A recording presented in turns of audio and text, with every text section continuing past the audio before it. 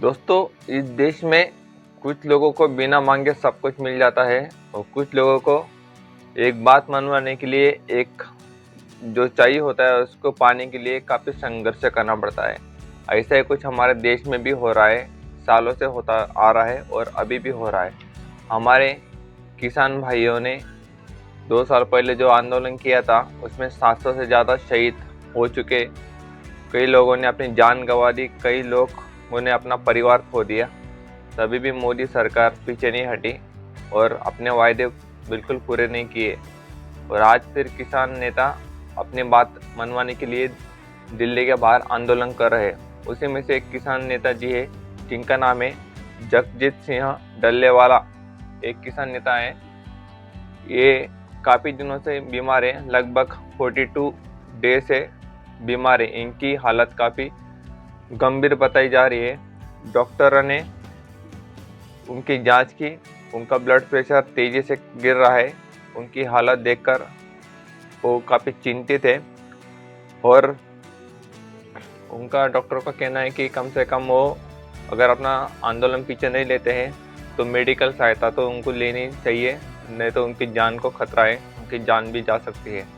तो इनका कहना है कि जो किसान नेता है डल्लेवाला जी कि एमएसपी पर कानूनी गारंटी चाहिए। एमएसपी पर वो अड़े हैं और कई सालों से अड़े हैं किसान नेता। कई नेताओं ने अपनी जान गंवा दी, लेकिन अभी नेता इनकी भी अभी हालत काफ़ी गंभीर बताई जा रही है। लेकिन मोदी सरकार जी सुनने के लिए तैयारी भी नहीं है, ना तो बात करने के लिए तैयार है, ना तो कुछ सुनने के लिए तैयार है। डल्लेवाला जी का कहना है कि कम से कम किसानों से सरकार ने बातचीत करनी चाहिए, हमारी बातें सुननी चाहिए, तभी मैं अनशन तोड़ूंगा, इस तरह से उनका कहना है। लेकिन सरकार ने अभी तक कोई फैसला लिया नहीं। कब फैसला लेंगी, कब बातचीत करने के लिए तैयार हो जाएंगी? जब उनकी जान चली जाएंगी तब। और मैंने अभी भी कहा कि कुछ लोगों को बिना मांगे सब कुछ मिल जाता है।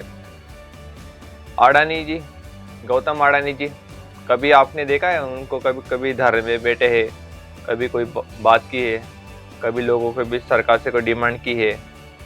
अंबानी जी, उनको देखा है आपने कभी धरने पे बैठे हैं और ये दोनों सरकार से कोई डिमांड कर रहे हैं? कभी भी नहीं, कभी भी इन्होंने कोई डिमांड नहीं कही, कभी धरने पे बैठे नहीं और इनका 16 लाख करोड़ रुपए का कर्जा माफ़ कर दिया गया सरकार ने। जी हाँ, 16 लाख करोड़ रुपए, इतने पैसे से हमारे सभी देश के किसान खुशहाली का जीवन जी सकते थे, देश का थोड़ा कर्जा भी कम हो सकता था और कई रोजगार नए निर्माण हो भी जाते, कई सरकारी कंपनियां लग भी जाती इतने पैसे से। इनका 16 लाख करोड़ रुपए माफ कर दिया गया बिना कुछ बोले, बिना कुछ मांगे।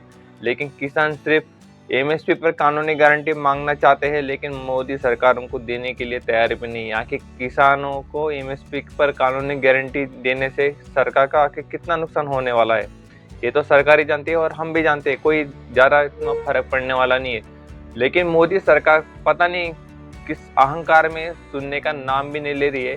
क्या हो गया है उनको कि अभी उनको ऐसा लगता है कि कुछ भी हो जाए, जितने तो हमें वाले, ऐसा उनको लगता होगा शायद, क्योंकि ईवीएम मशीन से चुनाव होते हैं और इसलिए वो जीत भी जाते हैं, क्योंकि ईवीएम के ऊपर लोगों को भरोसा नहीं है।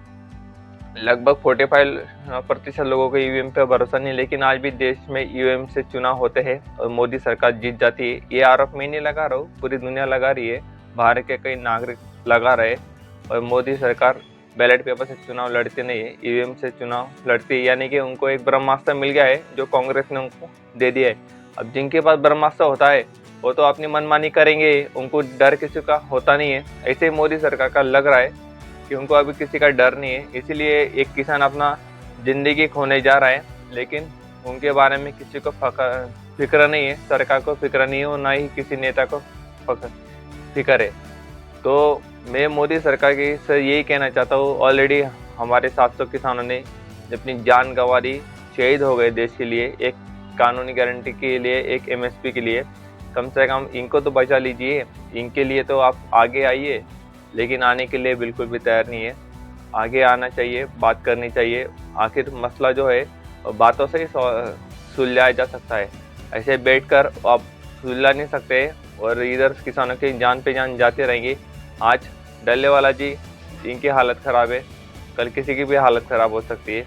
तो मेरी यही मांग रहेंगी सरकार से कि आप बड़े हैं, पूरी देश की सत्ता आपके हाथ में है, आपको बड़ा दिल दिखाना चाहिए और इन नेताओं की, जो किसान नेता है, इनकी बातें सुननी चाहिए।